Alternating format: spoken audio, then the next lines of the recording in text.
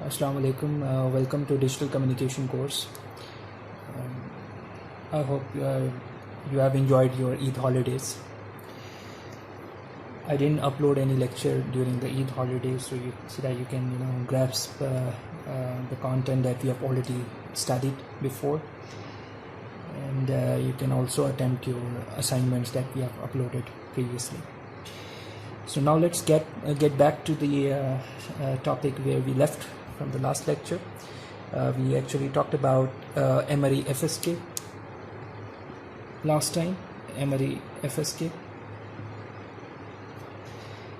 and specifically its analytical form. If you recall,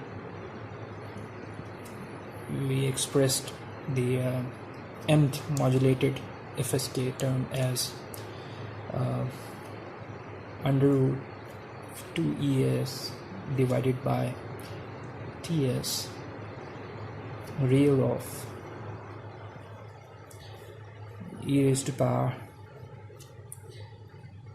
j 2 pi FC plus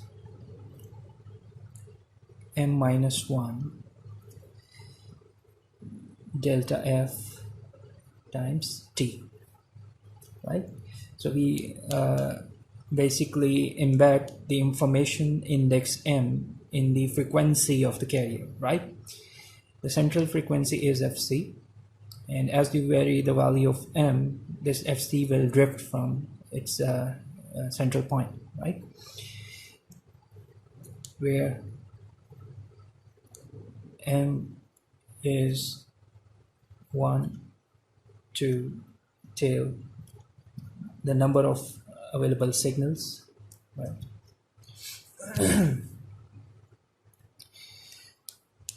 And delta F is equivalent to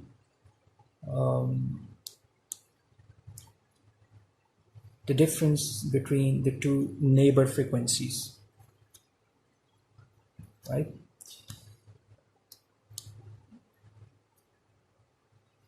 Where F subscript M is the frequency value of the mth modulated signal, FC plus M minus 1 delta F, right? That was the generalized expression that we derived earlier in the last lecture, and given the modulation index, say capital M equivalent to 4, you would come up with 4 different modulated terms, right? Having 4 unique frequency values. All you have to do is to substitute this value of small m and capital M in this expression, right? You are going to vary small m from 1 till capital M, right? You get 4 different frequencies, as I explained earlier in the last lecture. 4 modulated signals having 4 unique frequencies. Then we also talked about the value of delta F. What should be the difference frequency be? So higher the frequency difference, the higher would be the spectrum occupancy of the modulated signals, right? So our intention is to reduce the frequency difference between the two neighbor frequencies, right? And the minimum that you can have is 1 over 2 times TS if you do the coherent modulation and demodulation. And if you go for non-coherent, then the delta F for non-coherent scheme comes out to be 1 over TS. That's the minimum you can have. And this will ensure that the signals are orthogonal to each other, right? If you compute the correlation coefficient between any two signals, if you keep delta f equivalent to 1/2 Ts or even 1/Ts, the signals will be orthogonal to each other.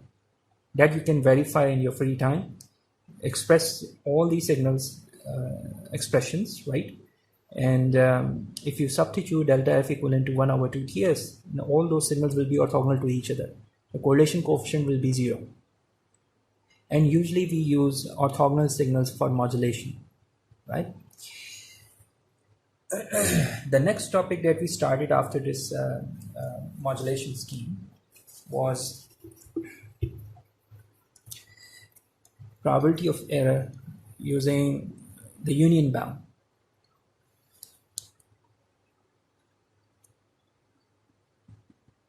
Union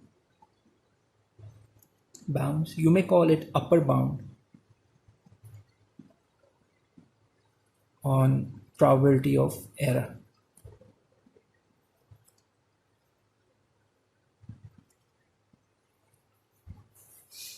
This is the same thing, union bound or the upper bound, right?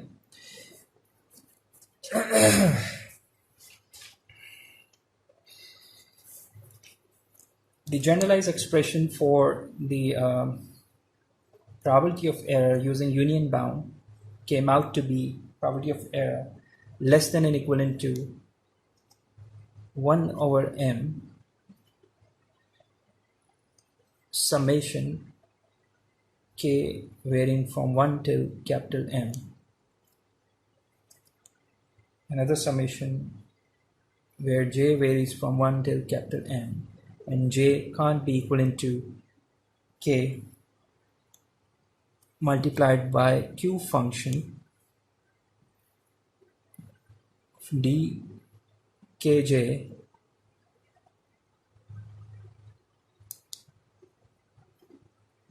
square divided by 2n naught. That's the generalized expression for the probability of error using the union bound. The probability of error cannot be greater than this value, right? That's the maximum you can have. It's the upper bound on the probability of error, right? We have also seen that if we assume orthogonal signals, such as in orthogonal FSK, if we assume orthogonal FSK, then the pairwise error probability will come out to be constant. Pairwise for orthogonal signals, the pairwise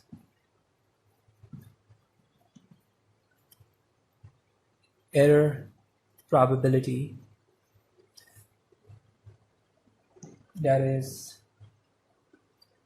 q of under root d kj square divided by 2n naught, is equivalent to probability of error for the pair k comma j, right? All these pairs for orthogonal signaling came out to be constant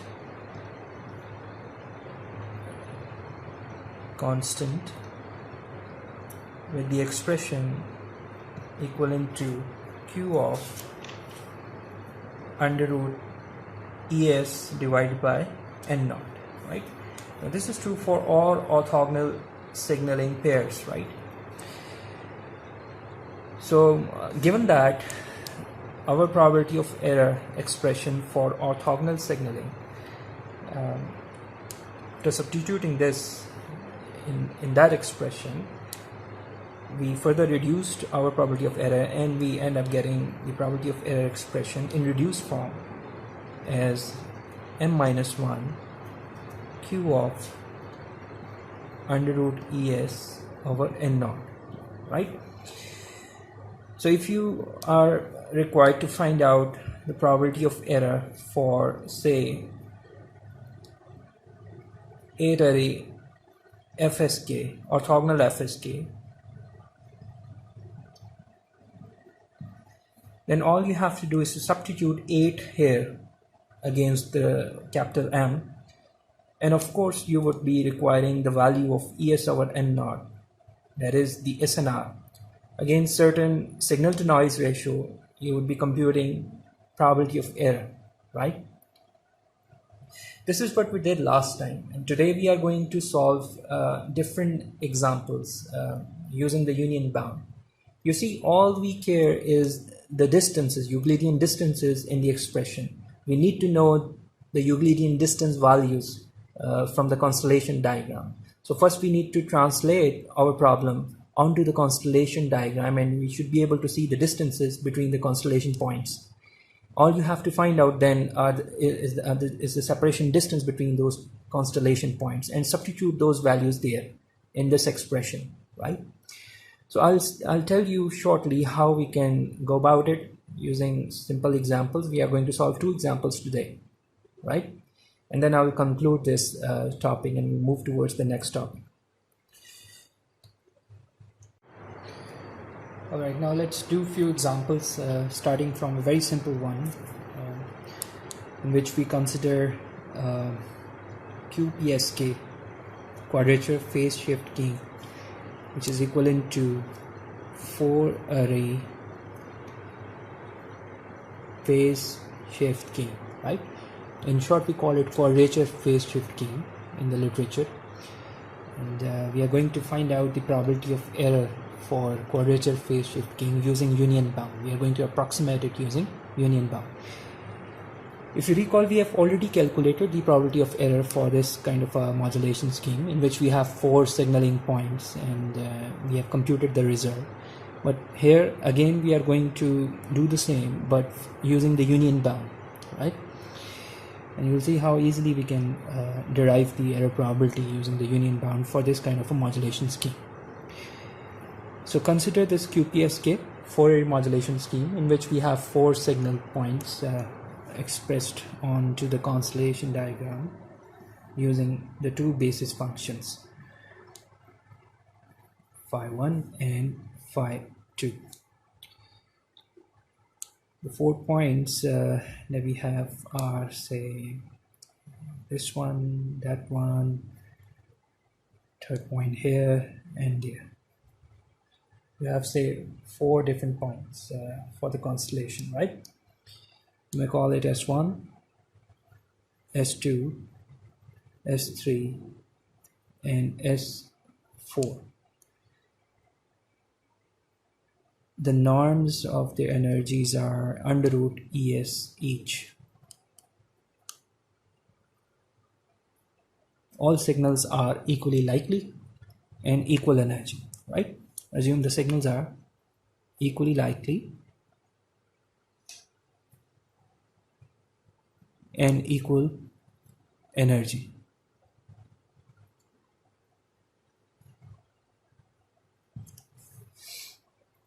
Right?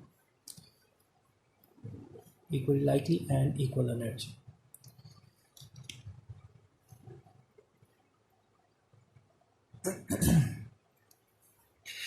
Now let's compute the probability of error using the union bound.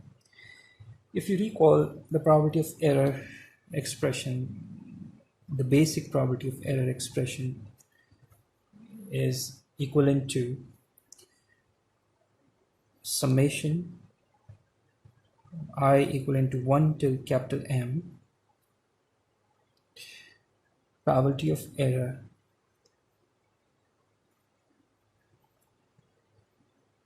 given the signal class Mi, that's the ith message signal, right? So probability of error given the ith message signal sent times probability of the ith message signal. I interchangeably use M with S, the transmitted signal with variable small s or with small m are both analogous, all right? Here I'm using small m to represent the message signal. I raise from 1 to capital M equivalent to 4 in our example. You may substitute 4 here. Since we have 4 signals, you may substitute it like that, right? Now, probability of error given mi was expressed previously using union bound. If you recall, let me write it for you in terms of the union of all the error events. It will be equivalent to probability of union of all the events in which bi is less than bj given the ith transmitted signal, where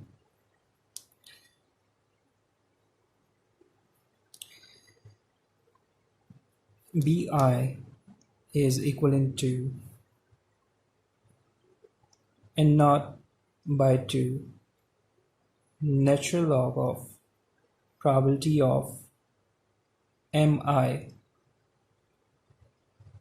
this is a small probability of mi, minus the compensation for the energy ESI plus the correlator output RSI, right?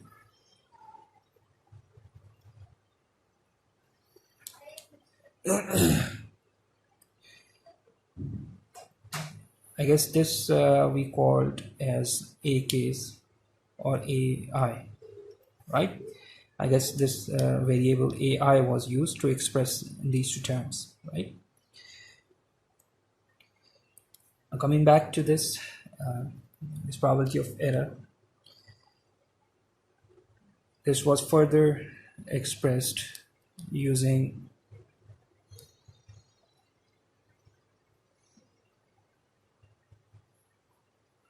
the union of event probability property as less than and equivalent to summation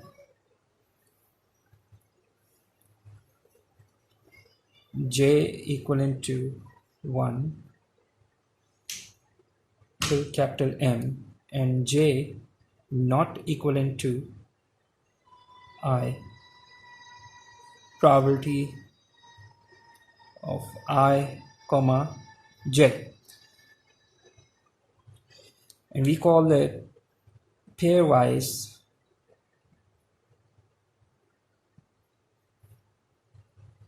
probability of error. Later we express that pairwise error probability in terms of the Euclidean distances between the signal classes, right? That we are going to calculate shortly. Actually, I didn't need to go through all the derivation again, but for the sake of this simple example and illustration, I went through all the derivation again to explain you the steps involved in the calculation of it, right? I may have jumped directly to the simplified form of the probability of error that we derived earlier shortly, and would have started from there and calculated the Euclidean distances straight away. But let's go through in this illustrative manner. In the next step, we are going to express this in terms of the Euclidean distances, and then we would be using this constellation diagram to calculate those Euclidean distances, and we would be substituting the values of those Euclidean distances in the probability of error expression, right? Right, here we have the same expression, and now let's substitute the value for probability of error given mi in terms of the Euclidean distances, right? We derived earlier that pairwise error probability can be written in terms of Q function expressed using the Euclidean distances, right? So we're going to substitute this in this expression, and this expression will be substituted back to the total error probability shortly. Total error probability comes out to be I equivalent to 1 till m, and this basically equal to sign replaces with less than or equivalent to sign when you substitute the unions of the error events. We get two summations as a result. Q of under root dij square divided by 2n now times probability of the signal class mi. We can replace it with 1 by 4 in the next step, since we have assumed in our example that we have equally likely signal scenario.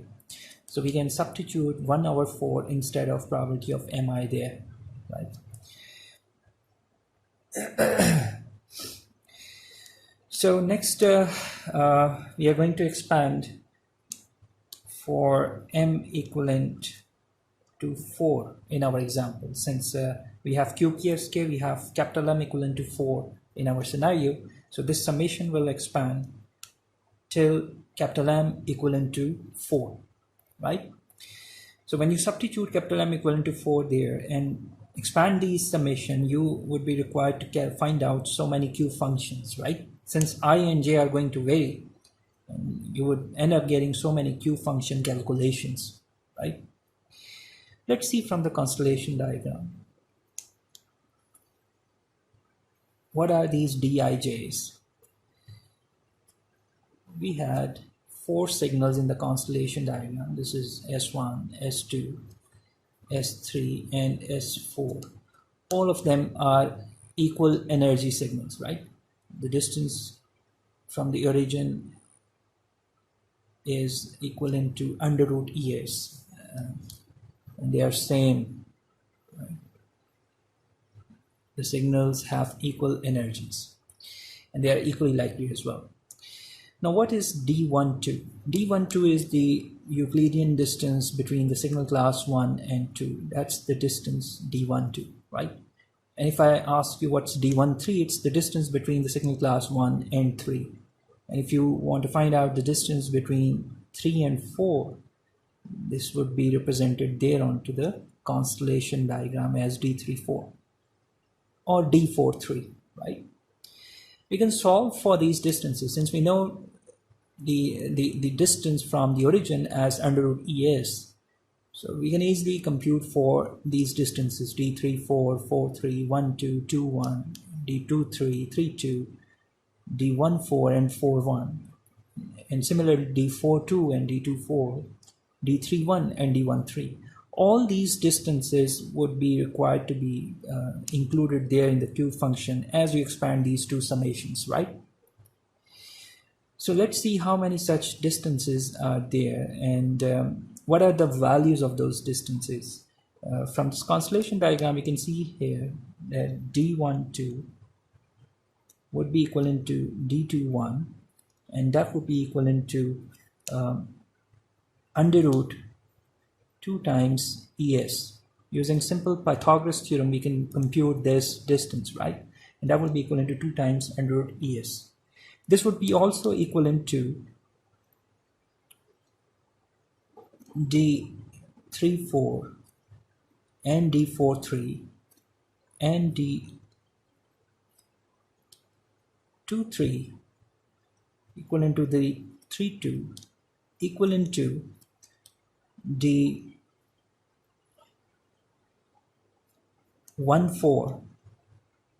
equivalent to D41. Let's see if I have missed any distance. 2, 3 is covered, yes. 3, 4 already covered.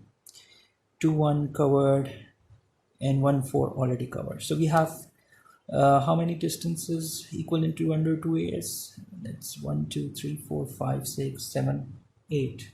We have 8 such distances that equate to under root 2 ES, right? All of them are equivalent to under root 2 ES. And what about the other distances? S13. S13 is D13 is equivalent to D31 is equivalent to D42, which equates to D24. And all these distances will be equivalent to 2 times under root ES, right? So we have 4 such distance pairs that are equivalent to 2 times under root ES and 8 such distance pairs that are equivalent to under root of 2 ES, right? So as you expand these two summations, you would be required to solve for 12 such Q functions, 8 having distances under 2 ES, and 4 of them would be having the distance 2 times under root ES, right? So you can easily write it down as probability of error less than or equivalent to 1 by 4, which comes from the fact that you have equally likely signals, right? 1 by 4 from that particular term, right? It is written here. And 8 times the Q function having Euclidean distance equivalent to under root of 2 ES. Q of 2 ES divided by 2 N naught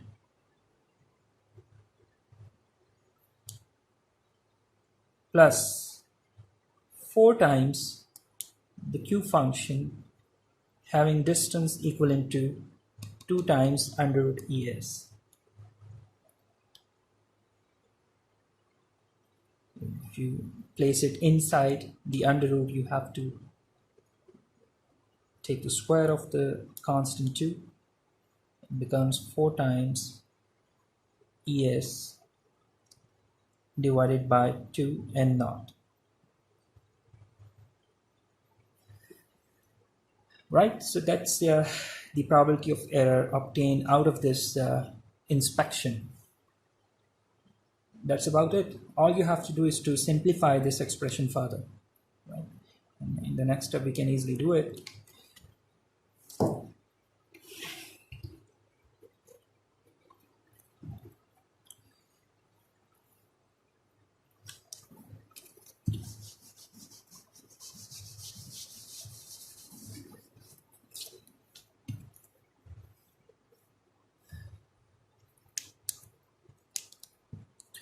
Probability of error comes out to be 1 by 4. If you simplify it, you can obtain 2 times Q of under root ES divided by N naught plus Q of under root 2 ES divided by N naught, right? That's the simplified form. If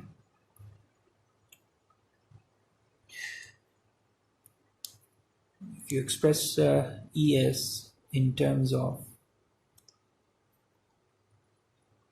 EB, you have log 2 of M times EB. Recall it. We can express ES in terms of EB.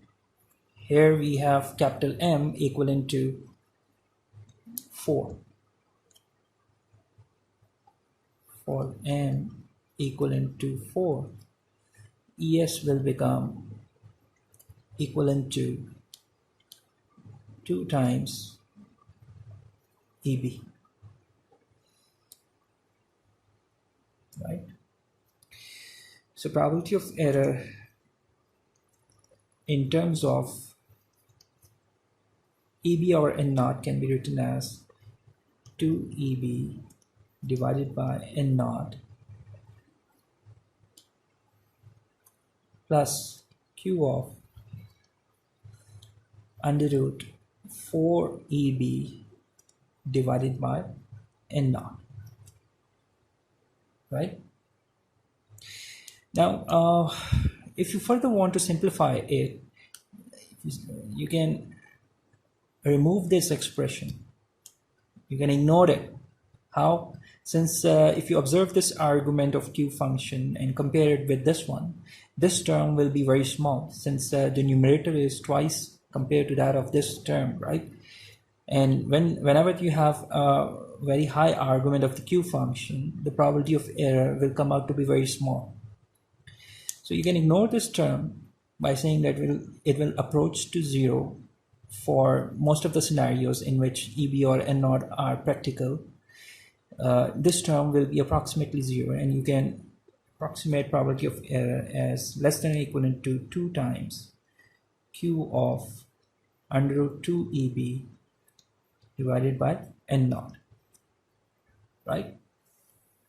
This was the expression that we actually derived earlier when we computed probability of error for QPSK using the traditional methods of error probability computation. This is the same expression. You can compare it with the one that we have derived earlier a few lectures back, right? By the way, if we can further reduce the probability of error if we use gray coding. You must have observed it in your labs. If you compute the probability of error, theoretical probability of error using MATLAB built-in functions for these modulation schemes, they actually use the coding schemes such as gray coding. In gray coding, we can further reduce the probability of error by the factor of log 2 of m. Using gray coding,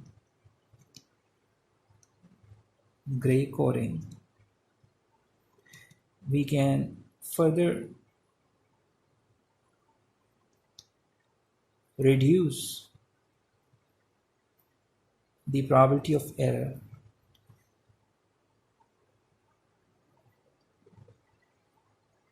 by the factor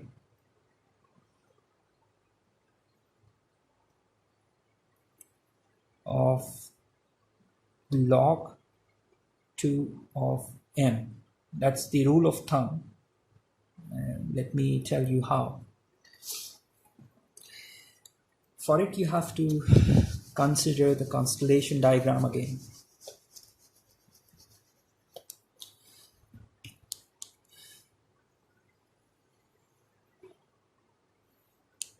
Right. Here we have signal S1, S2, S3, and S4. You have 4 symbols, right? And 4 symbols are expressed using the 2 basis functions onto the constellation diagram. And we have, say, a table that has mapped bits to those symbols. S1, S2, S3, S4. Let's say the bit combinations are 00, 01, 10, and 11, right? So let's write down the bit combinations here as 00, S2 as 01, S3 as 10, and S4 as 11, right? The decision regions for the signal class S1 will be exactly this one, right? This is the decision region for signal class S1. Whenever the received signal falls into this region, the receiver is going to take decision in favor of the signal class S1, right? It is very highly unlikely that the received signal will fall into the decision region of the signal class S3. You see here, this is far away from signal class S1. And it is likely that in case of the noise, the received signal may fall into the decision region of signal class S4 or into the decision region of signal class S2. That is the immediate neighbors, right? This neighbor is far away from signal class S1. So it's very unlikely that the signal will fall into this region, right? So under this generally observed noise criteria, we can say that at most the signal will fall onto its neighbor in case of the error event, right?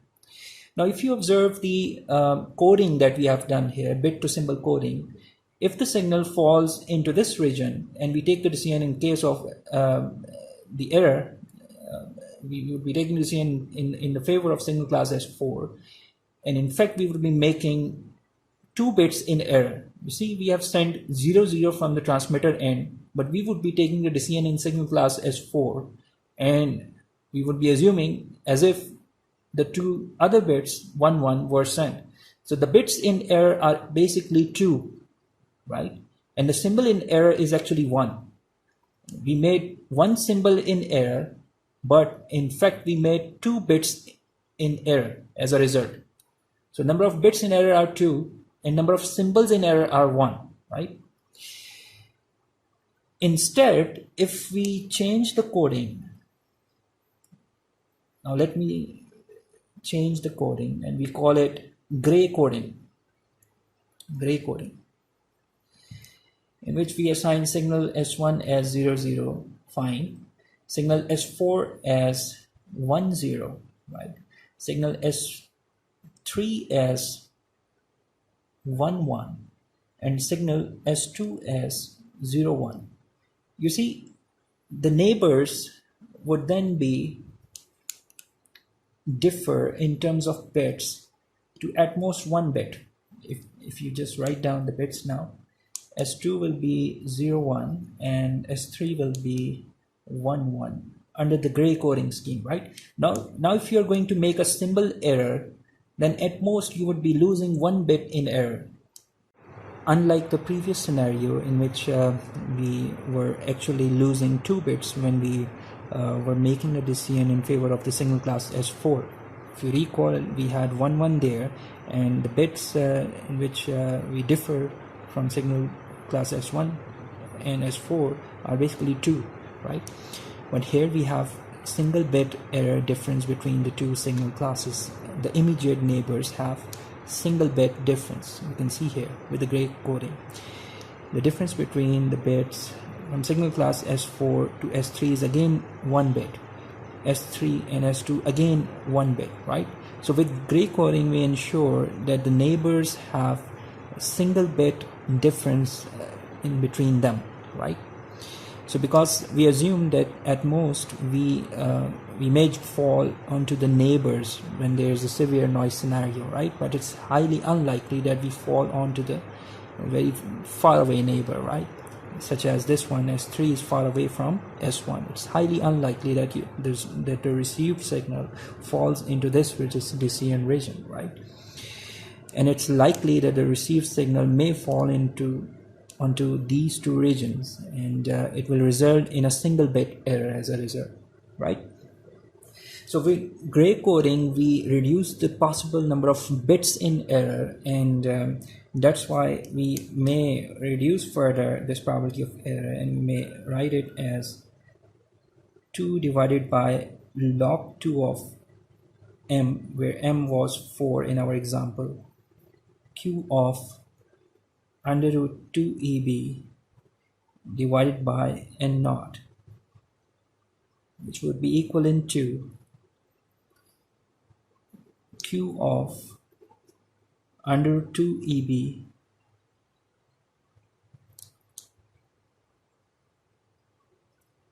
divided by n naught. Wow. Now this is exactly equivalent to probability of error for the binary antipodal or binary phase shift keying modulation scheme. This is a very important result, right? The probability of error comes out to be equivalent to the antipodal case. And this, you may insert approximate sign here, right? This means that even if we increase the value of capital M from 2 to 4, the probability of error approximately remains the same. Probability of error for M equivalent to 2 approximately remains the same, right? We don't actually lose in terms of error performance when we put more data onto the air. That is, we can increase the data rate. We can, increase twice the data rate when we substitute capital M equivalent to 4 and compare it with capital M equivalent to 2. We actually increase our data rate twice, but we don't lose in terms of probability of error. Now, this is something we call free lunch. Normally, we have trade-offs involved. That is, if we increase the data rate, we would be trading off in the probability of error. We would be having more errors if we increase capital M equivalent to capital M equivalent to some higher value, say 8. But here we have noticed when we increase the value of M from 2 to 4, the probability of error remains the same. For the same average energy per bit, the probability of error remains the same. And this is the biggest advantage that we have in terms of the QPSK scheme. And we generally in modulation schemes, in the phase shift gain modulation schemes, we use QPSK instead of BPSK, because we get the same benefits of the binary phase shift gain scenario in terms of probability of error for the QPSK scheme. And whereas in QPSK we are sending twice the data as compared to the binary scenario, right? We are sending 2 bits per symbol. In the same symbol time, we are sending 2 bits, right? For QPSK. Here in BPSK, we are sending only 1 bit per symbol. So this is something which we call free lunch, and we may not get to free lunch every time. If we further increase the value of capital M equivalent to 8, from 4 to 8, we will see that the probability of error will reduce, right? And as a result, if you plot and compare the probability of error curves, you will see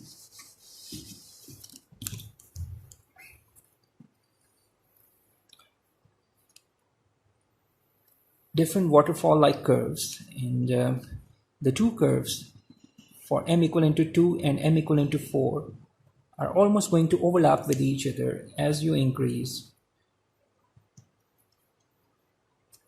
ABR N naught, right?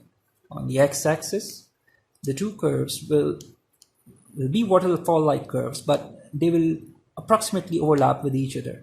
The dotted one represents M equivalent to 4, and the solid line here represents M is equivalent to 2. The binary scenario, BPSK, and the QPSK scenario, right? This you can verify in your MATLAB lab. You can plot the theoretical probability of error curves, and provided you have used gray coding scheme, you will end up getting the overlapping curves.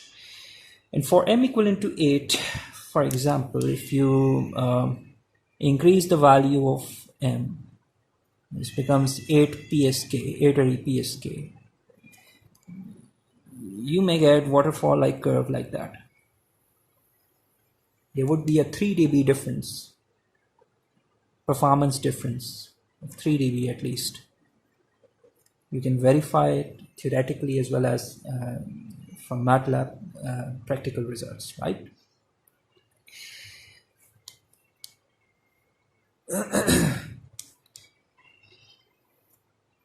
Likewise, for other modulation schemes, as you increase the value of M, the probability of error will increase.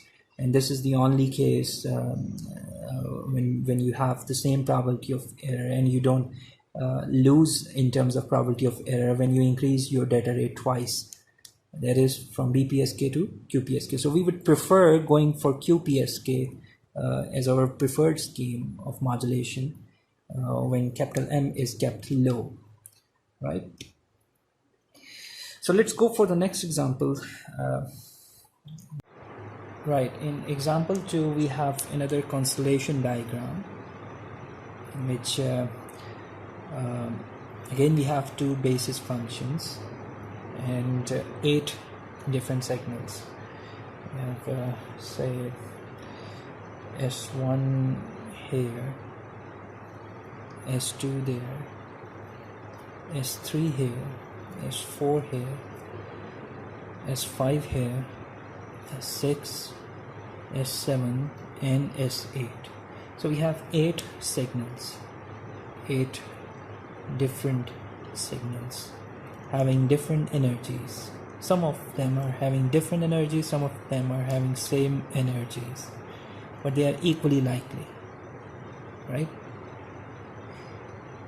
By the way, such a constellation diagram can be a result of one of the modulation schemes. We haven't talked about it. We call it QAM, 8 QAM, quadrature amplitude modulation. This is another modulation scheme, digital modulation scheme.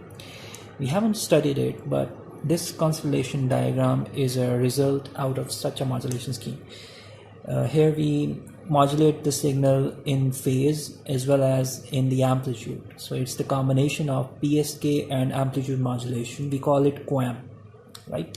You can go through the book and see the analytical expression for QAM in your free time, right? I leave it to you guys. But let's say we have come up with the constellation diagram out of those analytical expressions for 8 QAM, right? And assume the Euclidean distance between the immediate neighbor is given as 2a, and here this distance again is given as 2a in the question, right? So you are required to find out the probability of error using union bound in terms of the Euclidean distances, right? So let's jump to the main formula that we actually derived. Probability of error would be less than and equivalent to 1 over m. Here m was 8, so it would be 1 over 8 summation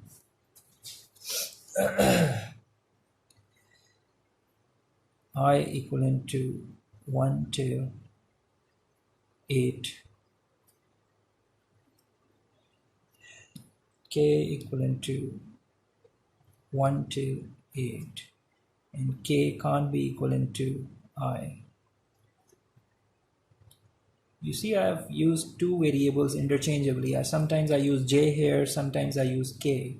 It doesn't make any difference as long as you use them in a correct manner, right? Q of under root dik square divided by 2n naught, right? Alright, so I've substituted 1 over 8 for the equally likely scenario, right? We assume equally likely scenario.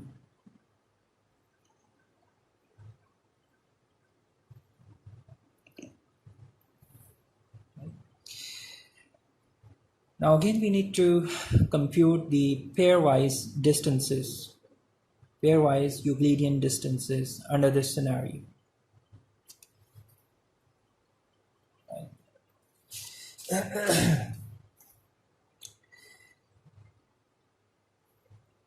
How many such pairs do actually exist?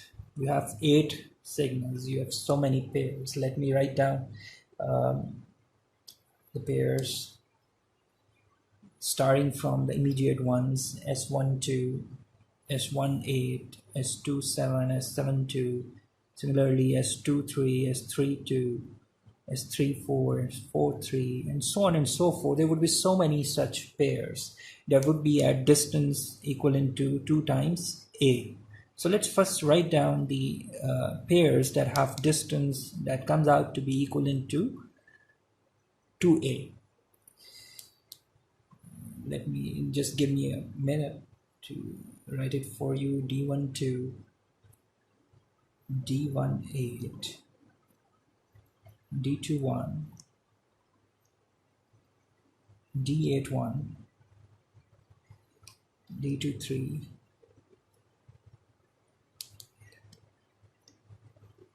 D32 is equivalent to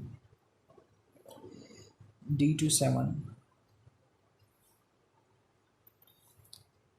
D72, and D34, D43, D36, D63, similarly D45 and D54,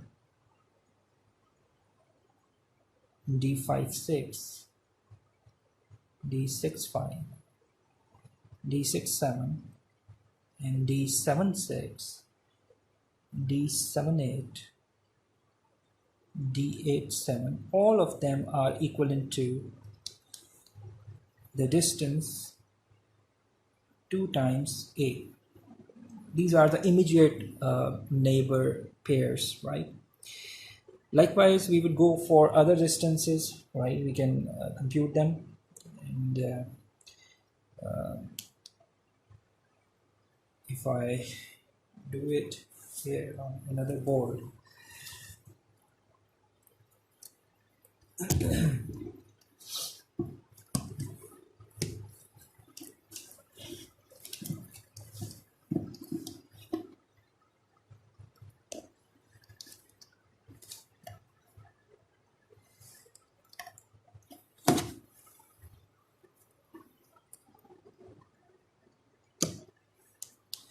the distance D17, the diagonal, right? D17 will be equivalent to D71, and D82. Similarly, other diagonals, D26, D62, and D73 will be equivalent to D37, and D64 will be equivalent to D46, D53 will be equivalent to D35, and all of them would be equivalent to, if you use Pythagoras theorem, it would be equivalent to 2a square plus 2a square into under root 8 times a, right? All such distances are under root 8 times a. These are 12 such signals, 12 distance pairs having under root 8 times a. Similarly, other larger diagonals are similarly D16 equivalent to D61. The larger diagonal is D16, right? Equivalent to D61, and likewise D38 will be equivalent to D83, and D52, this one, 52 and 25, D52 equal to D25, and the last one pair is I guess D47, yes, D47 into D74, D47 and 74. All these 8 distances are equivalent to, if you use the Pythagoras theorem again, that will be equivalent to under root of 4a square plus 2a square all under root, and the answer will be under root 20 times a, right?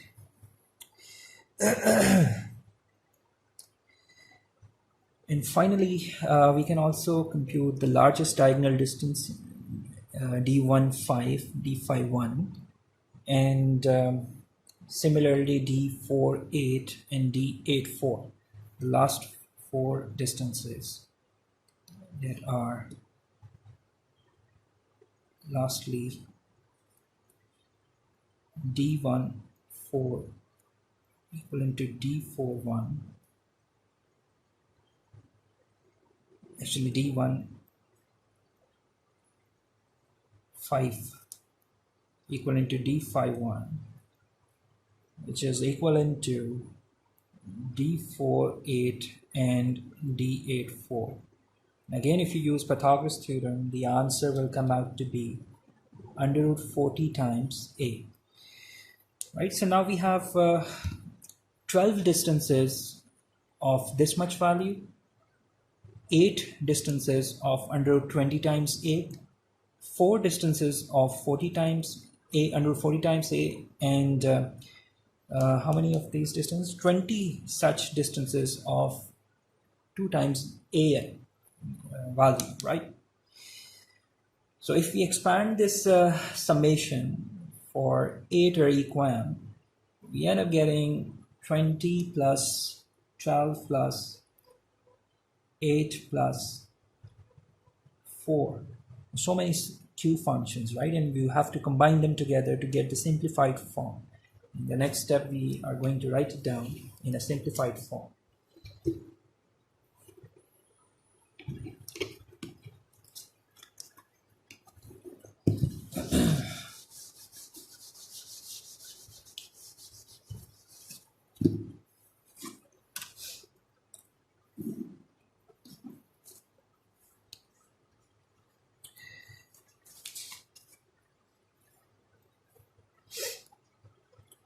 Probability of error in simplified form can be written as 1 over 8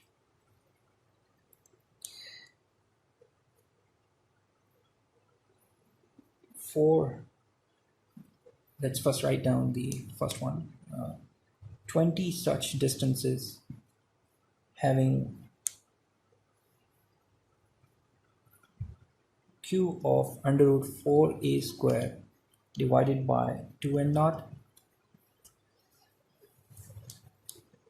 the first pair of segments. Remember, the ones that were closest to each other, having the Euclidean distance equivalent to 2a. The next set of distances were basically 12 Q functions. 12 Q functions having Q of 4. Let's say if you put it under the under root, you get 8 times a square divided by 2 n naught, right? The second set of distances mentioned there, right? Similarly, 8 times q of under root 20a square divided by 2n naught, and lastly 4 times q under root of 40a square divided by 2n naught, right? So we have combined all the Q functions together, and using the constellation diagram, we have come up with that result, right? Now, if you further simplify it, you get probability of error less than and equivalent to 1 over 2 q of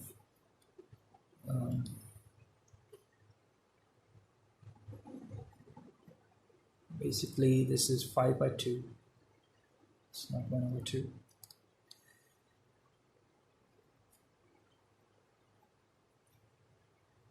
Right?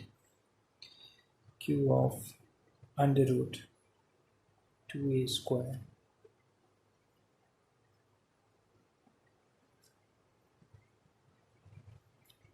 plus 3 by 2 q of under root 2a square 4a square basically n naught plus q of under root 10a square by n naught plus 1 by 2 q of under root 20a square by n naught, right?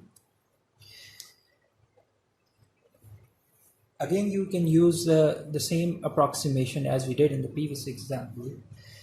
We can compare the arguments of the Q functions and see which one is the smallest of all, and we can retain that in the Q function, in the probability of error expression, and we may ignore the rest of them. If you see here, the largest argument is this function, right? We can surely ignore it. We can say that Q of under root 20a square divided by n naught and Q of under root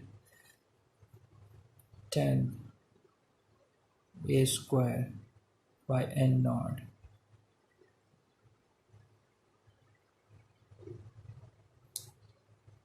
and also Q of under root 4a square by n naught all will be approximately 0. All three of them are approximately 0. Why? Because the argument is very high. The argument of the Q function is high compared to the first term. If you see there, if you compare the argument of these three Q functions, relatively the probability of error out of these terms will be small. They will not influence the overall total error probability, right? So we may write down probability of error as approximately equivalent to 5 by 2 times Q of under root 2a square divided by n naught. Now you see here, we may not compute all the distances, right? Since we are going to ignore the distances that are very large relatively, right? So why computing those distances and include them in the Q function? So let's come up with another useful representation of Q function, probability of error of the Q function, in terms of the minimum Euclidean distance. That is the distance between the immediate neighbors that result in the minimum distance of all. For example, S1 and S2 is the distance which is referred as d minimum. That's the minimum of all. Similarly, S2 and S1, the distance between S2 and S4 or S7, S2 and S7 is the minimum of all, right? Equivalent to 2a again. So we may not need to calculate all the distances. Say we don't need to calculate distance S2 6, D2 6 or D2 5 or likewise other larger distances. We only need to calculate the minimum distances out of the constellation, right? And that would be the Q function having the most influence in the probability of error. The rest of the Q functions that have very high Euclidean distances relatively, will result in very small probability of error. Again, the intuition is the same, that it's unlikely that if you send a signal, let's say S1, and it's unlikely that you take a decision in the favor of signal class S6. Or in other words, you assume in that particular scenario that a received signal falls in the decision region of signal class S6, which is very unlikely, right? It's far away from the signal class S1. We generally say that in case of an error, the received signal may fall onto its neighbor, the immediate neighbor. In that case, we only need to compute the D minimum, right? So we can write down the Q function, the probability of error in terms of a Q function using the Euclidean distance only, right?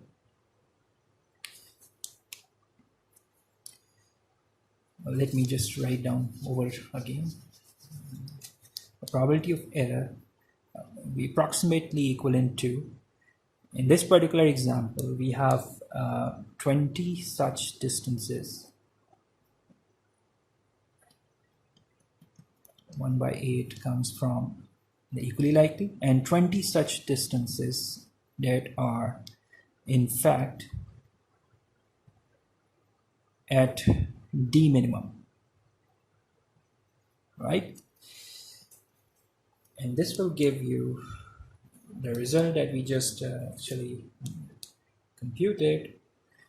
If you substitute D minimum into 2a, since this distance is 2a, so we end up getting 5/2 Q of under root 4a square, sorry, 2a square